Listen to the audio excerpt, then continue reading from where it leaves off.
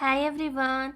In this quick tutorial, I will show you how to solve a task in a sarcastic tone using the integrated AI in the Journal app.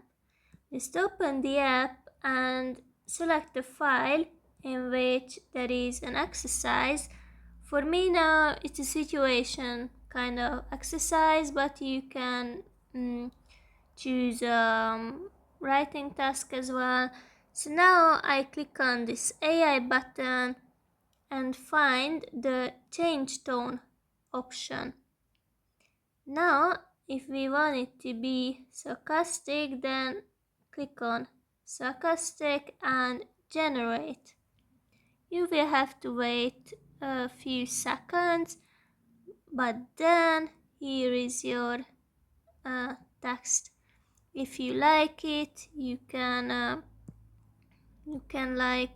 copy it like this, or you can regenerate it. I think it's quite useful, and I hope it will be helpful for you as well.